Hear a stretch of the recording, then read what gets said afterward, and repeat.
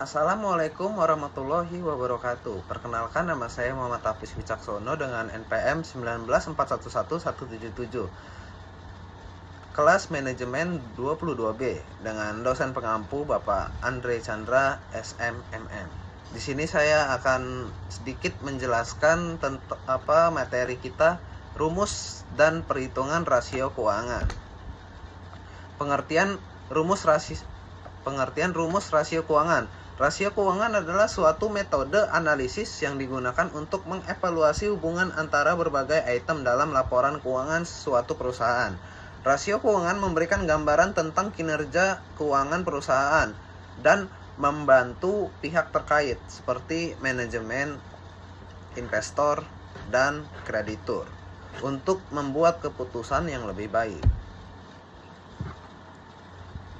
Terus ada tujuan dari perhitungan rasio keuangan. Rasio keuangan adalah suatu metode analisis yang digunakan untuk mengevaluasi hubungan antara berbagai item dalam laporan keuangan suatu perusahaan. Rasio keuangan memberikan gambaran tentang kinerja keuangan perusahaan dan membantu pihak terkait seperti manajemen, investor, dan kreditur untuk membuat keputusan yang lebih baik. Itulah keunggulan bila memahami manajemen keuangan di dunia kerja. Rumus-rumus rasio keuangan. Yang pertama ada rasio likuiditas. Rasio likuiditas adalah jenis perhitungan yang digunakan untuk melihat kemampuan likuiditas suatu perusahaan. Perhitungannya memperhatikan aktiva lancar dan utang lancar yang dimiliki berikut. Berikut adalah beberapa jenis rasio likuiditas. Yang pertama ada current ratio, sama dengan aktiva lancar dibagi utang lancar dikali 100%. Yang kedua ada cash ratio, yaitu kayak uang kas ditambah aktiva setara kas dibagi utang lancar dikali 100%. Yang ketiga ada quick ratio, aktiva lancar dikurang persediaan dibagi utang lancar dikali 100%. Selanjutnya rasio solvabilitas. Rasio solvabilitas digunakan untuk mengetahui efektivitas perusahaan dalam menggunakan aktiva atau kekayaan. Adapun cara menganalisis rasio keuangan dengan jenis ini sebagai berikut. Rasio utang. Cara menghitung rasio utang yaitu membagi jumlah utang dengan jumlah aktiva perusahaan atau bisnis. Perhitungan ini dapat memberikan informasi tentang besarnya aktiva suatu perusahaan atau bisnis untuk melihat seberapa besar jumlah aktiva yang dibiayai oleh utang. Semakin rendah persentasenya, maka semakin baik.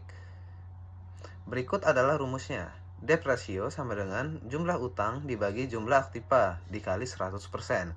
Selanjutnya ada rasio utang dengan pendekatan modal. Cara menganalisis rasio keuangan pada jenis ini yaitu membagi jumlah utang dengan jumlah modal. Semakin kecil persentase yang dihasilkan, maka semakin sehat keuangan suatu perusahaan atau bisnis. Hal tersebut berarti utang yang dimiliki tidak melebihi modal. Berikut rumus perhitungannya. Debt to equity ratio sama dengan jumlah utang dibagi jumlah modal dikali 100%. Selanjutnya ada kelemahan rasio keuangan. Rasio keuangan adalah alat analisis yang digunakan untuk menilai kinerja keuangan suatu perusahaan. Meskipun rasio keuangan memberikan wawasan yang berharga, ada beberapa kelemahan yang perlu dipertimbangkan. Yang kedua, keterbatasan informasi akuntansi.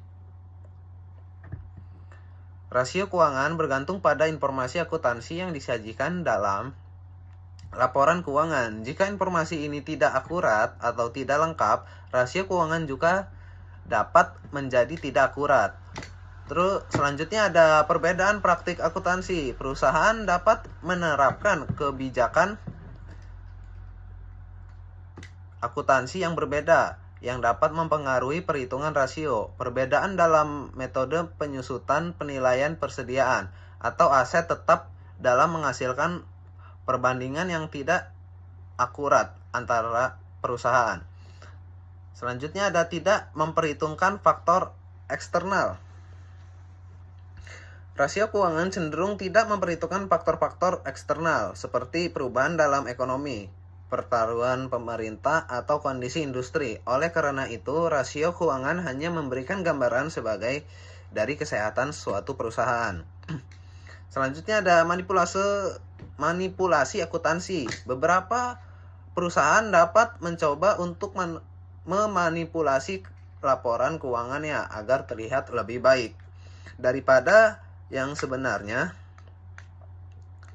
Ini dapat mencakup tindakan seperti pengakuan pendapatan yang lebih cepat atau penundaan pengakuan beban. Kesimpulannya, dari rumus dan perhitungan rasio keuangan adalah bahwa rasio keuangan dapat memberikan informasi yang berguna dalam menilai keuangan perusahaan.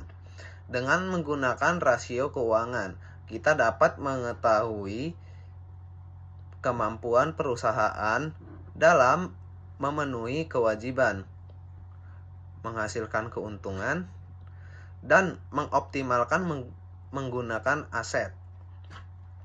Namun perlu diingat bahwa rasio keuangan hanya memberikan gambaran umum tentang kinerja perusahaan dan tidak dapat digunakan sebagai satu-satunya alat untuk menilai kinerja perusahaan.